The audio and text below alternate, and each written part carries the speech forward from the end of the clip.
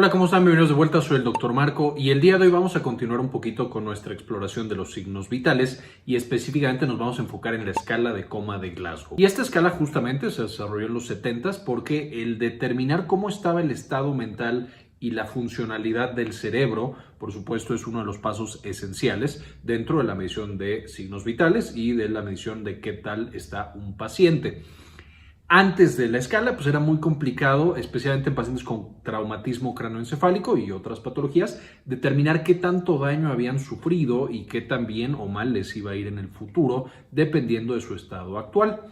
Entonces, los investigadores que desarrollaron esta escala, que fueron los neurocirujanos Graham Tensdale y Brian Jennett, publican justamente en The Lancet esta valoración, que es una valoración que es estándar, es fácil de utilizar, es muy rápida, y se ha ido convirtiendo de nuevo, debido a esta facilidad y a esta practicidad, en uno de los métodos más utilizados para determinar cómo el cerebro está respondiendo a una lesión, ya sea traumatismo cráneoencefálico, aunque también ahora se mide en muchas otras patologías, desde epilepsia y qué tanto está despertando o está un paciente, hasta un paciente intoxicado o que tuvo alguna otra complicación, si lo vamos a tener que intubar o no lo vamos a tener que intubar, un paciente con infarto cerebral, qué tanto daño va a tener a lo largo del tiempo y también el riesgo de muerte. Entonces, se ha usado en muchísimos estudios. En la parte de la descripción de este video les voy a dejar enlaces a algunos artículos que justamente hablan de en qué momentos podemos utilizar esta escala. Para este video, básicamente es un signo vital, es importante medirlo y nos puede dar muchísima información acerca del estado del paciente y específicamente cómo está reaccionando su cerebro a el insulto o el estímulo o el daño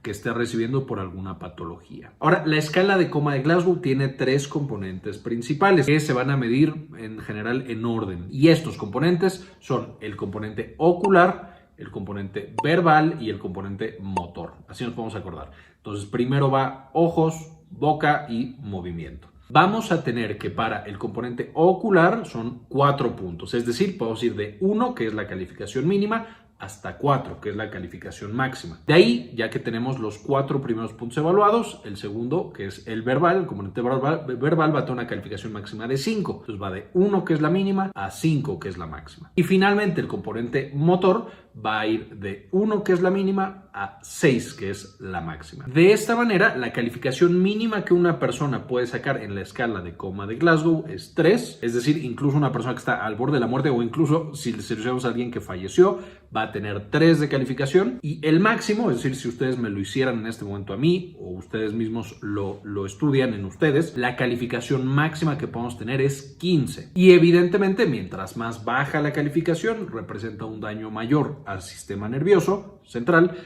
y por supuesto, mientras más alta es que está en una mejor condición. También la escala de coma de Glasgow, y lo vamos a mencionar un poquito más adelante, va a evaluar las funciones cerebrales un poquito en orden. Desde la corteza, si tenemos 15, es que nuestra corteza está en un perfecto estado. Hasta nos vamos acercando a 3 y entonces nos dirigimos de la corteza a núcleos más profundos, hasta el bulbo y finalmente a no hay ninguna actividad neurológica. Entonces nos permite también, de nuevo, no estoy diciendo que sea la manera más precisa de determinar dónde está el daño cerebral que tiene un paciente, sin embargo sí nos puede dar un poco el nivel de daño en el cual nosotros nos estamos manejando. Y en algunos sitios, especialmente cuando no tenemos recursos como la tomografía, la resonancia, estudios un poquito más avanzados, la escala de coma de Glasgow nos puede dar una buena idea de hasta dónde ha progresado ese daño. Entonces, de nuevo, es muy útil y muy fácil de usar. Ahora, vamos a ver por partes. En la parte ocular, nosotros si tenemos una respuesta espontánea, es decir, el paciente tiene abiertos los ojos, eso es un 4 de calificación. Abiertos y los mueve. Número 2, es decir, 4 es espontáneamente está abierto. En el siguiente nivel está con los ojos cerrados, pero cuando yo le hablo, le digo, oye, abre los ojos y me voltea a ver. Ese es un 3 de calificación. Si está con los ojos cerrados, le cuesta trabajo estar despierto, pero cuando yo le genero dolor, entonces eso es 2 de calificación. Y finalmente, si le haga lo que le haga, le genero dolor, le hablo, lo muevo, lo que sea, no hay respuesta, eso es un 1. No hay respuesta ocular. Ahora, aquí cuando estoy diciendo le genero dolor, de pronto esto se puede malinterpretar y decir, bueno, ¿qué le vas a hacer para generar dolor? Las maneras en las cuales en la escala de coma de Glasgow y en general en la medicina tratamos de generar dolor que despierte o active al paciente, pero sin lastimarlo, con mi dedo puedo presionar el esternón. No muy fuerte, pero lo presiono y eso genera un poco de dolor. Otra cosa que puedo hacer es apretar el lóbulo de la oreja con mis dedos. De nuevo, no súper fuerte, pero eso genera dolor y hace que un paciente que está medio inconsciente abra los ojos y voltee a ver qué es lo que lo está atacando. Esa es la manera en la que lo evaluamos, no lo picamos, no le hacemos otras cosas. Ahora, esa es la respuesta ocular. Después de eso viene la respuesta verbal. La respuesta verbal, por supuesto, me va a decir si el paciente habla o no habla. Y aquí es donde podemos empezar a ver la función cortical de manera muy específica. ¿Por qué? Porque la primera es un paciente que está orientado y está conversando. A lo mejor tuvo un accidente de coche y yo llego y dice, qué bueno que llegaron, fíjense que pasó esto, pasó aquello, me duele X cosa o Y cosa, yo soy tal persona, esto fue lo que pasó en el accidente. Es decir, todo su sistema nervioso central, al menos en la parte verbal, está funcionando de manera correcta. Y siendo el habla una función bastante compleja, pues sabemos que muchas estructuras trabajan bien. Eso sería 5 puntos, que es la calificación máxima. Ahora vamos por qué llegamos si el paciente está desorientado y hablando. Es decir, de repente está hablando de cosas que no sabemos qué fue lo que pasó y nos cuenta cosas que nosotros pues, no sabemos. Y como que no sabe bien dónde está o qué fue lo que ocurrió o por qué está en ese sitio. Un paciente que está desorientado y que está hablando. Eso es una 4 de calificación. Después tenemos el 3 de calificación, que son palabras inapropiadas. Un paciente que literal suelta las palabras sin que signifiquen realmente nada, a lo mejor no están bien hiladas, es decir, el habla no, simplemente es incorrecta. Eso es un 3 de calificación. Para 2, el paciente hace sonidos incomprensibles, es decir, ni siquiera logra articular palabras completas y comunicarse, pero sí está emitiendo sonidos constantemente. Y finalmente el 1 es ninguna respuesta. La manera en la que podemos pensar un poquito en esta evaluación verbal, y algunos a lo mejor sí lo entenderán muy bien, otros no tanto, es una persona que está borracha. Si tenemos muy poquito alcohol, entonces tenemos un paciente orientado y conversando. Si hay más alcohol, a lo mejor desorientado y sigue hablando, pero ya como que no sabe qué onda. Después las palabras simplemente son inapropiadas y las suelta. Finalmente, cuando ya está muy cerca, por supuesto, de la inconsciencia, sonidos incomprensibles. Y finalmente, ninguna respuesta. Esa es la escala verbal del 1 al 5. Finalmente, para la escala motora, vamos a tener 6 puntos. En el punto número 6, es decir, la calificación perfecta para escala motora, va a obedecer órdenes verbales. Yo le digo, ¿sabe qué? Levante su mano y tóquese la nariz. O aplauda. O camine, por favor, para allá. Y la persona lo hace perfectamente. Eso es un 6 en la parte motora de la escala de coma de Glasgow. Si localiza dolor, es decir, a lo mejor yo le hago la estimulación en el esternón, la persona como que trata de quitarse lo que le está lastimando, o si le aprieto el lóbulo de la oreja, trata de quitar la mano.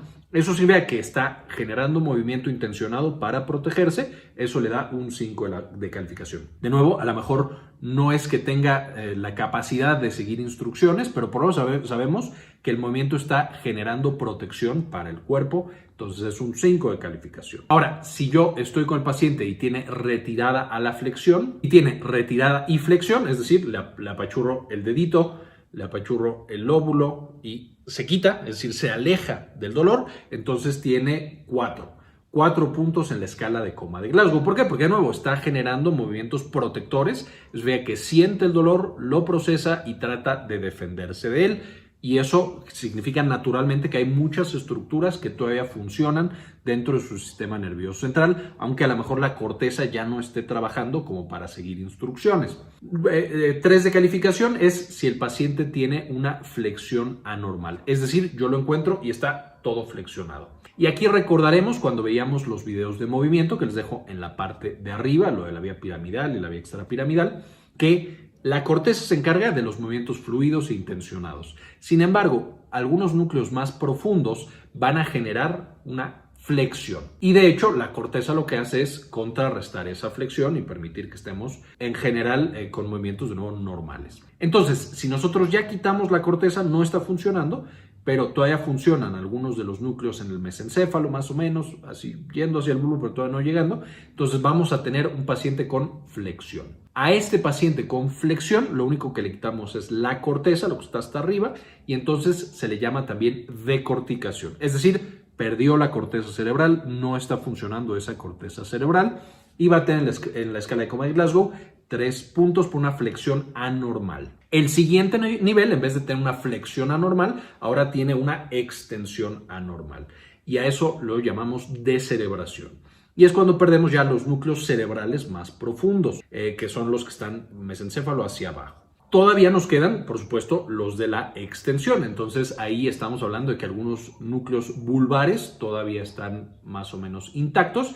Muy importante el paso de decorticación a descerebración, porque justamente por ahí tenemos los núcleos respiratorios. Y eso significa que un paciente que está en cerebración, porque está en extensión forzada, es un paciente que tiene extensión de sus piernitas y de sus brazos. Además, por supuesto, todo lo de arriba seguramente está muy mal en la escala de coma de Glasgow. Tenemos, por supuesto, que es un paciente que tiene un riesgo elevado de caer en paro respiratorio muy rápido, y por supuesto es un paciente que tiene un muy mal pronóstico en los siguientes, a lo mejor horas, incluso días. Es decir, es un paciente con un riesgo alto de fallecer, y lo podemos determinar simplemente por si está en extensión o está en flexión en la evaluación de la escala de coma de Glasgow. Finalmente, un 1 es que no existe absolutamente ninguna respuesta. Básicamente un paciente que está en coma, que está flácido, que no tiene ya ningún tipo de actividad motora. Y de nuevo, es un paciente que está muy cercano a fallecer. Y va una vez más, para el que estaba distraído ahí en el fondo, esta es la escala de coma de Glasgow.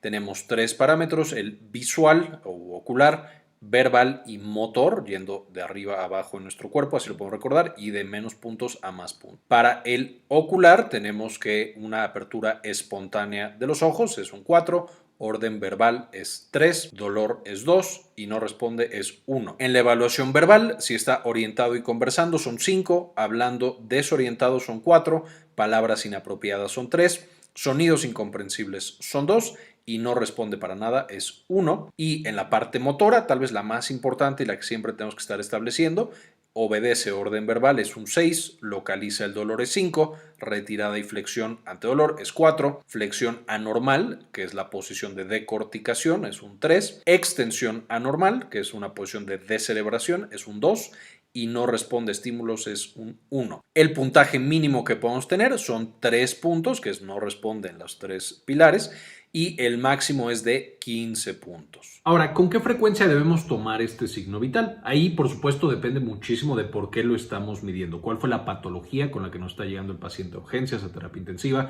o lo estamos encontrando donde sea que estemos? Dependiendo de la lesión, tiene que valorarse, por supuesto, al principio. En cuanto nosotros encontramos al paciente, después de los signos vitales previos, vamos a medir escala de coma de Glasgow. Y dependiendo de la escala, vamos a tomar decisiones clínicas, si llevamos al hospital, si a lo mejor es algo que no fue nada grave, si a lo mejor necesitamos intubarlo urgentemente, etcétera, etcétera. Y después vamos a seguir midiendo cada media hora por las primeras 2 horas la escala de coma de Glasgow. De nuevo, puede haber situaciones en las cuales se requiere incluso más frecuente o más espaciado, pero en términos generales tiene que ser un signo vital que vamos a estar todavía monitorizando de manera estricta cuando encontramos a estos pacientes y los empezamos a manejar. Algunas de las decisiones que nos va a llevar la escala de coma de Glasgow es, por ejemplo, la intubación. Un paciente que tiene menos de 8 en la escala global ya amerita en algunas circunstancias que nosotros intubemos o manejemos la vía aérea de manera más intencionada. Esto porque, por supuesto, el paciente podría llegar a broncoaspirar si es que de nuevo lo encontramos de pronto en la calle, tuvo un traumatismo craneoencefálico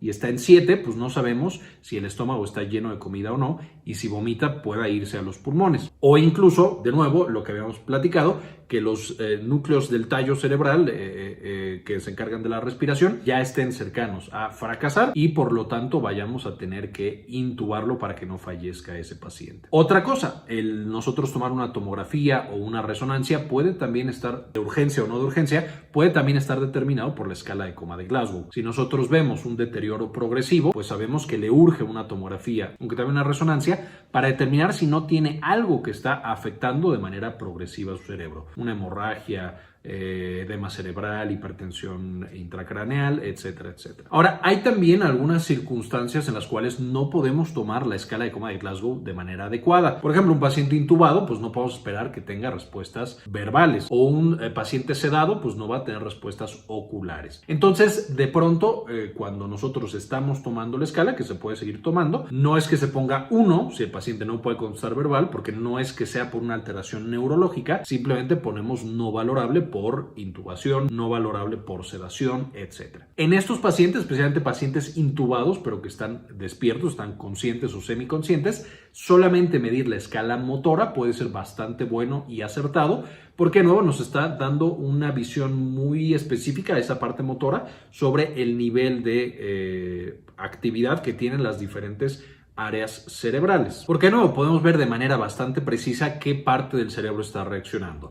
6, siguiendo instrucciones, que las instrucciones por supuesto tienen que ser relativamente complejas, levantar 2 dedos, levantar el pulgar, sacar la lengua hacia la derecha o hacia la izquierda, es decir, mientras más complejas sean las instrucciones, pues más sabemos que desde la corteza está bien. En 5, cuando solamente está retirando al dolor o localizando ese dolor, sabemos que de nuevo el paciente tiene la vía dolorosa intacta, percibe el dolor, percibe dónde está localizado el dolor y tiene la capacidad y la intención de quitarlo a el dolor que está percibiendo ese paciente. Cuando tiene 4 y solo flexiona al dolor, de nuevo sabemos que tiene ciertas de las circunstancias bien localizadas, aunque a lo mejor no pueda localizar específicamente dónde está el dolor, se retira el dolor, que es un mecanismo de defensa bastante importante. Si tiene 3 puntos, sabemos que la comunicación entre corteza y tallo está afectada, aunque el tallo todavía está funcionando de manera adecuada. Actualmente esto es de la corteza hasta el mesencéfalo-puente.